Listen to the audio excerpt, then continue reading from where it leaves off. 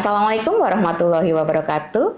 Salam sejahtera bagi kita semua. Om Swastiastu, Namo Buddhaya, salam kebajikan.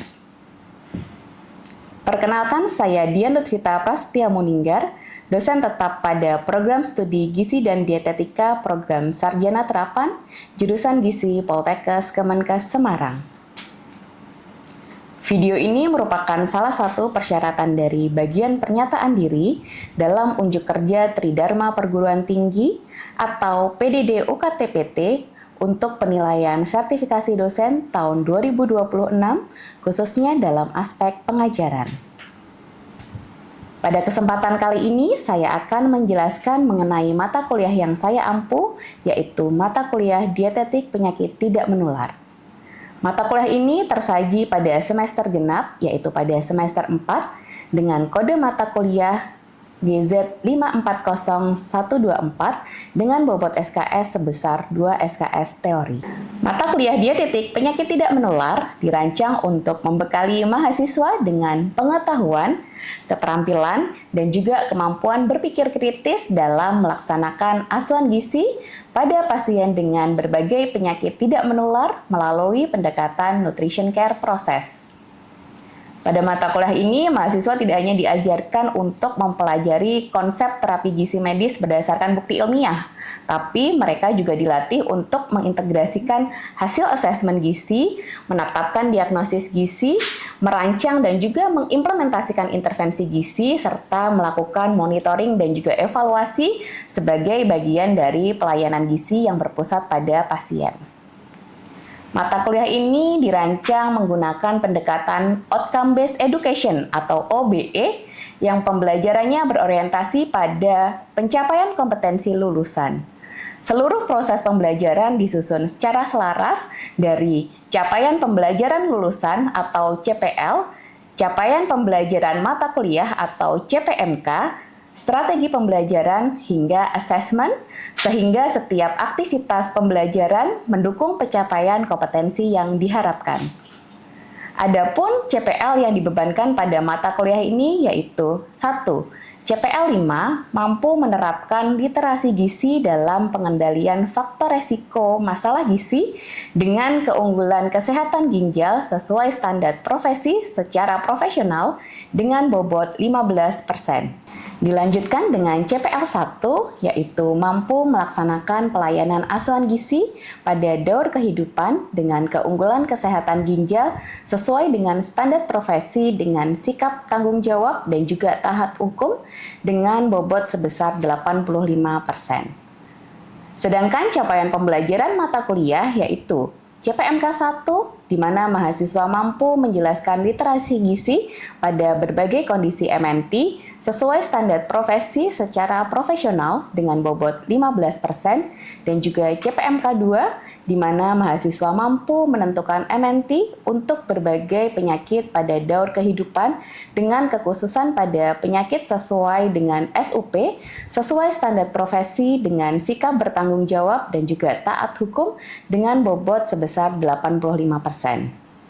Mata kuliah ini terdiri dari 10 sub CPMK yang akan disampaikan dalam 16 pertemuan.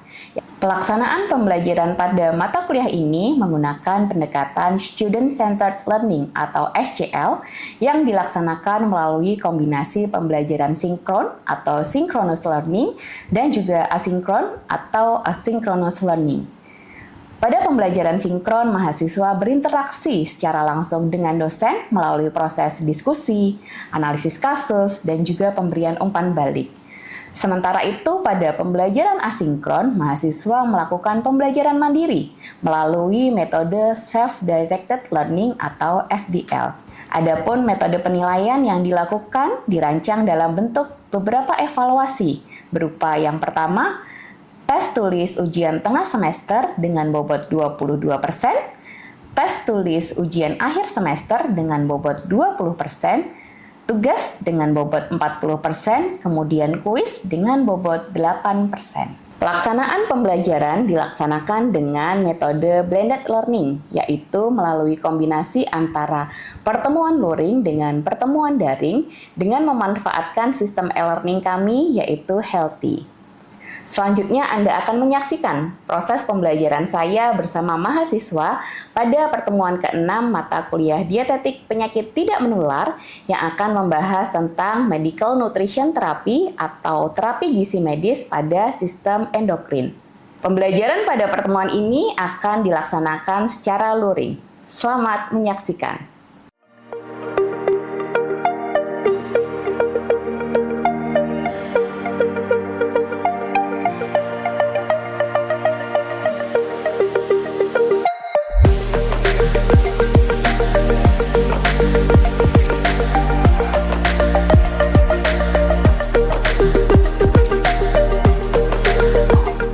Selamat pagi. Assalamualaikum warahmatullahi wabarakatuh.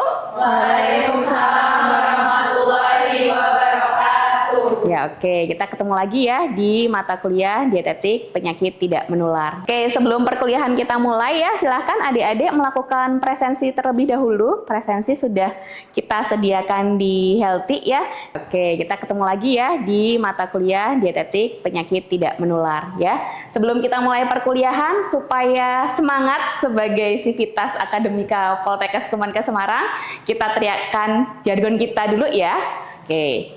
Poltekkes Kemenkes Semarang, unggul, modern, digital. Oke, aplaus untuk kita semua. Ya. Oke, di sini kita akan melanjutkan pertemuan mata kuliah Dietetik Penyakit Tidak Menular ya, di mana kita akan membahas topik ke-6 yaitu tentang Medical Nutrition Therapy pada sistem endokrin ya. Di mana mata kuliah ini nantinya ya akan dibebankan ya untuk beberapa sub CPMK ya, di mana sub CPMK yang akan dibebankan pada mata kuliah ini adalah adik-adik diharapkan mampu untuk menentukan MNT pada sistem endokrin. Dan indikator ketercapaian dari mata kuliah ini adalah diharapkan adik-adik bisa memahami MNT pada sistem endokrin, kemudian juga mampu untuk menyusun asuhan gizi pada sistem endokrin. Oke ya, jadi di sini nanti kita akan berfokus ya untuk belajar tentang terapi gizi medis pada diabetes mellitus tipe 2. Oke, jadi kita mulai perkuliahan ini ya dengan studi kasus. Jadi kan ini adalah semuanya calon-calon nutrisionis gitu ya. Anggap aja adik-adik sedang ada di poligizi. Jadi tiba-tiba ada pasien datang. Bukan tiba-tiba ya, karena pasiennya adalah rujukan biasanya ya dari penyakit dalam.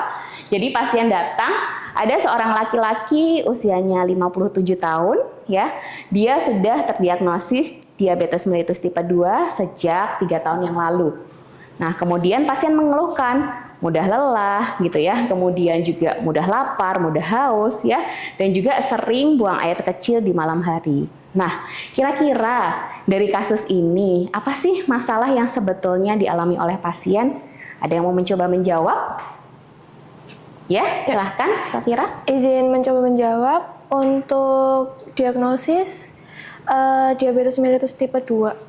Kemudian untuk keluhan pasien itu mudah lelah, sering haus dan lapar, kemudian sering buang air kecil di malam hari.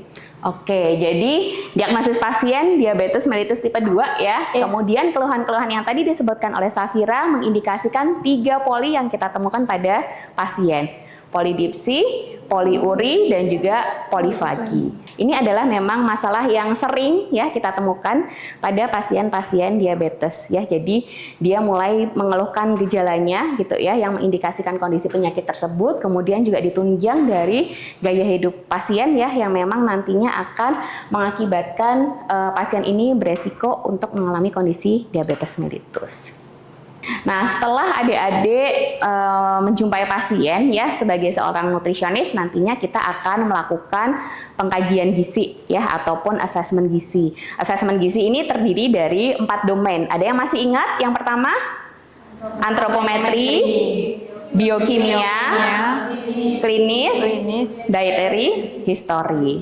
Nah, yang pertama yang akan kita bahas adalah kita melakukan pengukuran antropometri pada pasien. Ceritanya kita sudah tahu, pasien dengan berat badan 82 kilo, kemudian tinggi badannya 165 cm. Kemudian berapa IMT pasien? Ada yang sudah coba menghitung? Silahkan, Elisa. Di sini untuk IMT-nya sudah saya hitung, hasilnya adalah 30,1 kg meter kuadrat, di mana untuk interpretasinya pasien ini obesitas. Obesitas dengan IMT 30,1. Kemudian ada parameter antropometri lainnya yang perlu kita ukur pada pasien? Kalau dengan IMT obesitas? Ada, Bu. Apa, Elisa? Yaitu lingkar pinggang. Nah, dari beberapa data antropometri yang sudah dipaparkan, ya, kira-kira apa saja temuan penting dari data antropometri tersebut? Ada yang bisa menjawab? Jadi untuk temuan masalahnya di sini pasien mengalami obesitas dari indikator IMT-nya, kemudian dari lingkar pinggangnya dia melebihi dari batas normal, ada resiko terkena penyakit metabolik, kemudian ada juga dari indikator penurunan berat badan pasien beresiko malnutrisi. Oke, betul sekali ya. Jadi dari beberapa indikator ini ya kita lihat IMT-nya pasien mengalami obesitas ya. Dimana pada pasien-pasien yang obesitas, apalagi pasien-pasien laki-laki, mereka beresiko untuk mengalami jenis obesitas sentral. Nah, ini obesitas sentral ini ditunjukkan dengan hasil pengukuran lingkar pinggang ya, yang sekuen dengan pasien, dimana peningkatan lingkar pinggang ini gitu ya juga meningkatkan resiko dari profil kardiometabolik ya. Nah, namun ya selain adanya resiko profil kardiometabolik, di sini juga pasien beresiko malnutrisi. Kenapa? Karena pasien menyatakan berat badannya turun, padahal dia tidak sedang melakukan diet atau tidak sedang menjalani program penurunan berat badan. Nah, penurunan berat badan ini juga bisa dikaitkan dengan adanya gangguan dari metabolisme glukosa ya, yang memang terjadi pada pasien DM tipe 2. Nah, oke, berikutnya setelah adik-adik melakukan pengukuran antropometri pada pasien ya, untuk selanjutnya dokter akan meminta pasien untuk melakukan pemeriksaan laboratorium. Nah, kira-kira ada yang masih ingat nggak merecall dari pelajaran ataupun mata kuliah sebelumnya? Parameter pemeriksaan laboratorium apa yang paling penting untuk kita lakukan pada pasien diabetes mellitus? Silahkan. Izin menjawab, Ibu. Oke, silahkan Septi. Mungkin untuk data laboratoriumnya ada glukosa darah. Glukosa darah. Oke, ya, betul sekali ya. Jadi, parameter yang paling penting untuk diperiksa pada pasien diabetes adalah glukosa darah. Glukosa darah ada 3 jenisnya ya. Glukosa darah sewaktu, puasa, dan juga 2 jam postprandial. Tapi untuk menentukan ataupun melihat bagaimana profil glukosa darah pasien pada diabetes mellitus adalah biasanya gold standarnya dengan glukosa darah puasa dan juga glukosa darah 2 jam postprandial. Ini kita sudah dapatkan datanya. Data glukosa darahnya 198, glukosa darah puasa 2 jam postprandialnya 265. Nah, kondisi ini mengindikasikan bahwa pasiennya mengalami hiperglikemi ya, baik hiperglikemi dari hasil pemeriksaan glukosa darah puasa ataupun dari 2 jam postprandial ya. Kemudian, karena tadi ceritanya pasiennya sudah DM 3 tahun gitu ya. Nah, bagaimana kita bisa tahu kontrol glikemik pasien? Ada pemeriksaan lainnya nggak yang perlu kita lakukan? Izin menjawab, Ibu. Oke, silahkan. Ada data HbA1c, Ibu. Data HbA1c. Oke ya, betul sekali ya. Jadi ada data HbA1c yang mana di sini juga sudah disediakan ya data HbA1c, yaitu HbA1c pasien ini adalah 8,9%. Di mana kalau kita bandingkan dengan nilai normal pemeriksaan, dia termasuk dalam kategori berlebih ya. Yang mana kadar HbA1c ini menandakan ya kontrol glikemik pasien buruk ya, karena HbA1c ini dia bisa menggambarkan fluktuasi kadar glukosa darah selama 3 sampai 6 bulan terakhir ya. Karena dia melebihi dari kadarnya ya atau nilai normalnya, kita bisa tahu bahwa pasien ini dia masih belum patuh terhadap rekomendasi diet yang diberikan ataupun rekomendasi terapi yang diberikan. Karena tadi kita tahu ya di data antropometrinya pasiennya obesitas ya, kemudian lingkar pinggangnya juga tinggi, maka kita perlu melakukan pemeriksaan profil lipid ya. Dimana di sini kita melakukan beberapa pemeriksaan ya berupa kolesterol total, LDL, HDL ya, kemudian juga ada trigliserida. Semua menyatakan nilai yang tidak normal, tapi memang yang perlu kita perhatikan pada pasien-pasien diabetes mellitus adalah parameter trigliserida. Kenapa? Karena trigliserida ini didapatkan karena adanya simpanan karbohidrat. Simpanan karbohidrat yang dia disimpan dalam bentuk lemak. Nah, mengindikasikan bahwa nanti coba kita cross check apakah betul ya pasien ini masih belum bisa mengontrol porsi konsumsi karbohidratnya. Karena di sini nilai trigliseridanya termasuk dalam kategori berlebih atau tinggi. Oke, selanjutnya setelah tadi kita mendapatkan data pemeriksaan biokimia, kemudian juga melakukan pemeriksaan ataupun mengkaji data fisik klinis ya. Nah, kira-kira dari data berikut gitu ya, ada atau tidak gitu ya data yang mungkin mengindikasikan permasalahan pada pasien? Izin menjawab, Ibu. Ya, silahkan Naila. Dari data fisik klinis yang sudah ditemukan, ada beberapa di antaranya tekanan darah yang ditunjukkan 145/90 mmHg. Kemudian ada pasien mengeluhkan gatal berulang pada lipatan leher dan juga ketiak sejak beberapa bulan terakhir. Oke, ada tekanan darahnya berlebih gitu ya. Kemudian ada juga ya mengeluhkan gatal berulang gitu ya pada lipatan leher. Oke, memang di sini ya tekanan darah pasien berlebih ini juga menandakan bahwa pasien juga mengalami resiko karena adanya komplikasi di kardiometabolik. Tadi ya bisa dilihat salah satunya profil lipidnya tinggi, kemudian juga pengukuran lingkar pinggangnya juga berlebih gitu ya. Tapi yang juga paling penting adalah yang menandakan adanya resistensi insulin. Di sini kita bisa lihat akantosis nigricans pada lipatan leher. Jadi biasanya di bagian leher gitu ya, boleh di bagian depan ataupun di bagian tengkuk juga suka menghitam gitu. Jadi boleh kita sebagai nutrisionis melakukan pemeriksaan pada pasien, izin observasi gitu ya, melihat ada atau tidaknya tanda-tanda kehitaman gitu ya pada bagian kulit. Nah, tapi memang yang identik juga pasien mengeluhkan gatal-gatal pada lipatan kulit ini biasanya adalah karena ada kecenderungan resiko infeksi yang disebabkan karena buruknya kontrol glukosa darah pada pasien DM tipe 2. Gitu. Jadi data pendukung fisik klinis ini juga akan membantu kita untuk mengindikasikan gitu ya nanti bagaimana perencanaan intervensi yang akan kita berikan pada pasien.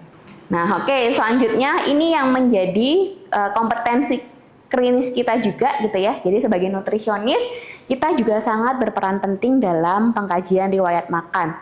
Ada yang mau mencoba menganalisis dari permasalahan riwayat makan yang kita temukan pada pasien? Saya izin mencoba menjawab nih, Bu. Oke, silakan. Untuk yang pertama itu pasien mengkonsumsi nasi putih dalam porsi yang besar, yaitu kurang lebih 2 hingga 3 piring per hari. Kemudian juga pasien mengkonsumsi minum teh atau kopi manis sebanyak 2 hingga 3 gelas per hari. Pasien juga mengkonsumsi makanan yang digoreng hampir setiap hari dan jarang mengkonsumsi sayur dan buah. Kemudian juga kebiasaan olahraga pasien ini belum memiliki kebiasaan berolahraga dan juga lebih banyak melakukan aktivitas sedentari selama bekerja. Dan pasien percaya bahwa selama tidak mengkonsumsi gula pasir secara langsung kadar gula darahnya tetap terkontrol. Kemudian maka dari itu pasien tidak membatasi konsumsi nasi dan juga gorengan. Untuk hasil recall pasien sendiri itu pada energi, kemudian lemak dan karbohidrat itu termasuk berlebih, kemudian yang hanya cukup itu pada protein dan serat ini juga kurang, begitu Bu. Oke, terima kasih Kamel untuk jawabannya ya. Tadi ada beberapa ya yang sudah disebutkan oleh Kamel ya, diantaranya mungkin dari atas dulu ya. Jadi pasien terbiasa sering melewatkan sarapan. Ini nantinya juga akan berkaitan dengan pengaturan intervensi pada pasien diabetes ya. Kemudian selain itu juga tadi konsumsi nasi putih dalam porsi besar, konsumsi minuman manis gitu ya dengan frekuensi yang cukup sering ya, konsumsi makanan yang digoreng hampir setiap hari ya. Kemudian juga jarang mengkonsumsi sayur dan juga buah. Selain itu dari aktivitas fisik ya, pasien jarang berolahraga ya. Kemudian juga lebih sering ya aktivitasnya adalah sedentary karena tadi mungkin dia bekerja sebagai pegawai administrasi ya, jadi akan lebih sering duduk-duduk dan juga mengetik gitu ya, jadi mungkin aktivitas fisiknya juga kurang. Nah, yang paling penting adalah di sini pasien punya kepercayaan gitu ya. Jadi selama saya nggak mengkonsumsi gula ya, nggak masalah gitu.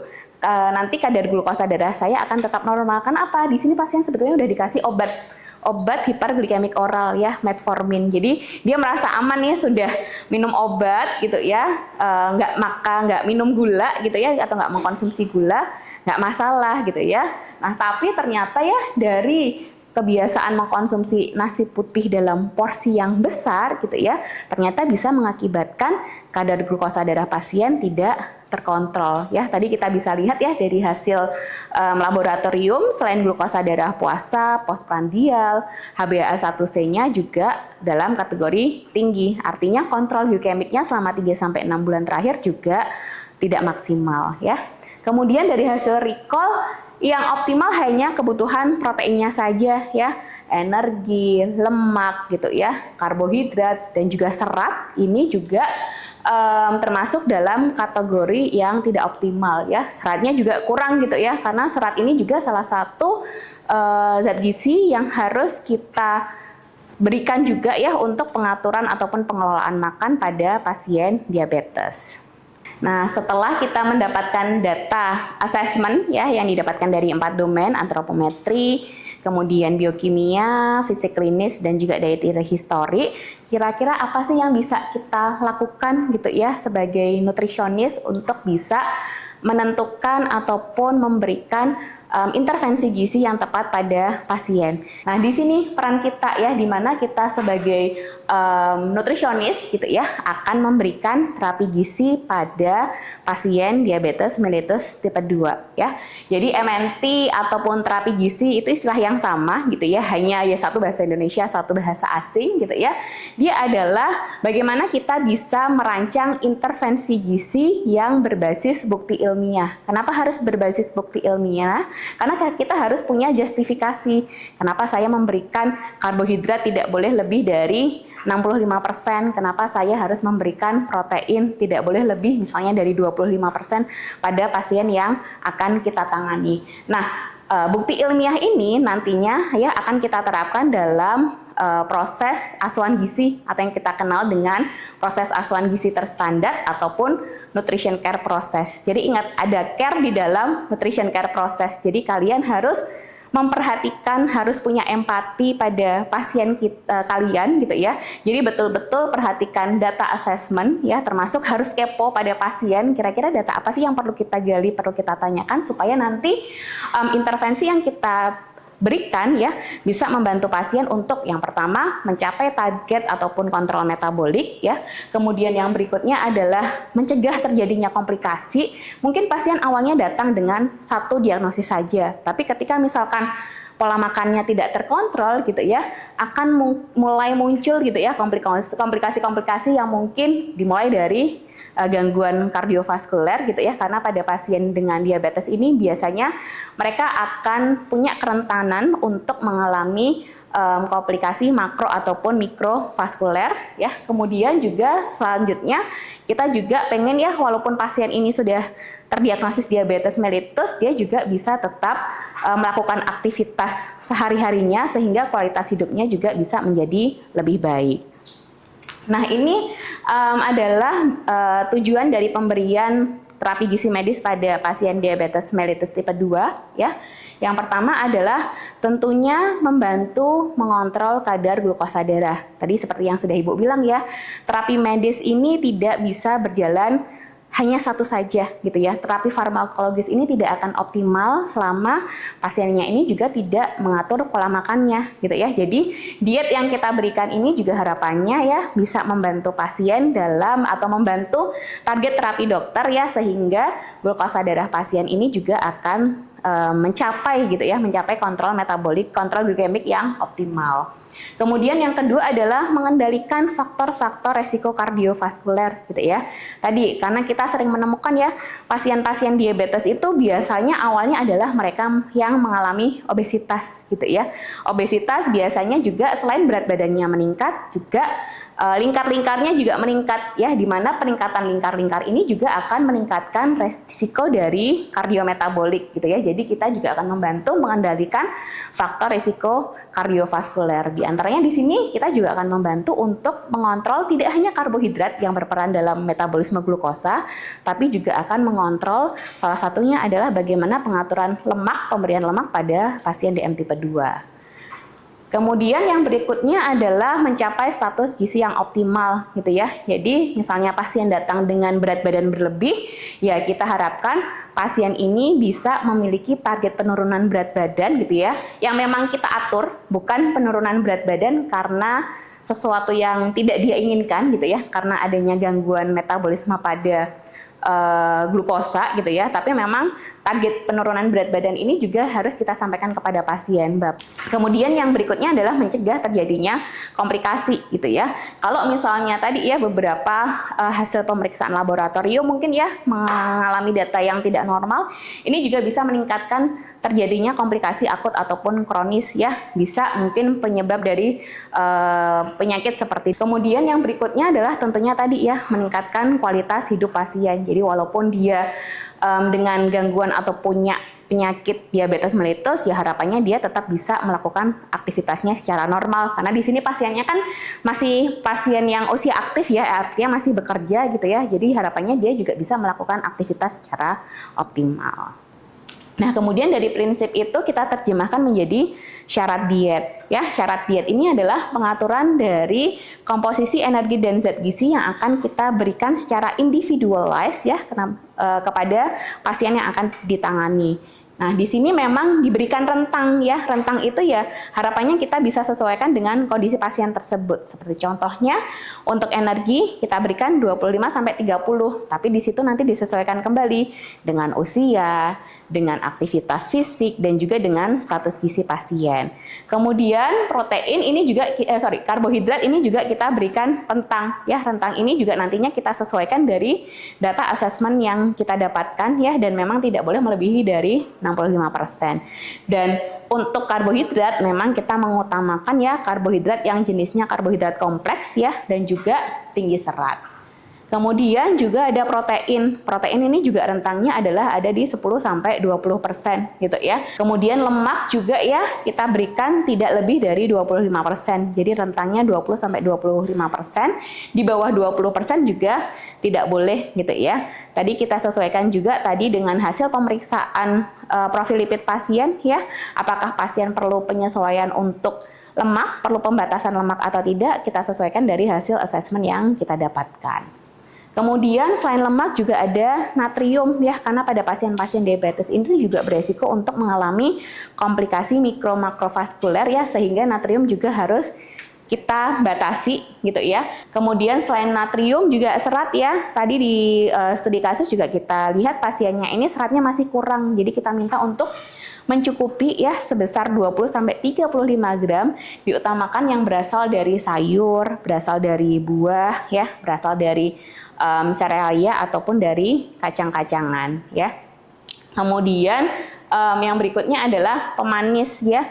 Boleh misalnya pasien craving atau pengen yang manis-manis, kita rekomendasikan pemanis tanpa kalori gitu ya. Oke ya, dengan demikian ya begitu yang mungkin dapat saya sampaikan. Jadi pada saat kita merancang terapi gizi medis untuk pasien diabetes, tidak hanya sekedar kita memberikan diet untuk diabetes saja ya, tapi kita juga harus mengintegrasikan dari hasil assessment gizi yang kita kumpulkan di awal, harus lengkap, harus komplit gitu ya, supaya kita bisa menetapkan masalah gizi yang nantinya kita atasi dalam intervensi gizi yang kita sesuaikan dengan kondisi pasien. Oke, demikian yang mungkin dapat Ibu sampaikan gitu ya.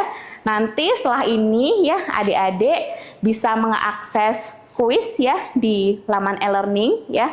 Kemudian juga di situ nanti juga ada studi kasus yang akan disampaikan ya, atau yang akan di-upload di e-learning, di mana studi kasus itu nantinya akan adik-adik presentasikan pada saat praktek dietetik PTM untuk materi yang MNT pada diabetes ataupun pada sistem endokrin. Wassalamualaikum warahmatullahi wabarakatuh. Waalaikumsalam warahmatullahi wabarakatuh. Aplaus untuk kita semua. Baru saja Anda telah menyaksikan cuplikan proses pembelajaran saya bersama mahasiswa pada pertemuan ke-6 mata kuliah Dietetik Penyakit Tidak Menular yang membahas tentang Medical Nutrition Therapy atau terapi gizi medis pada sistem endokrin. Demikian yang dapat saya sampaikan, semoga bermanfaat. Wassalamualaikum warahmatullahi wabarakatuh.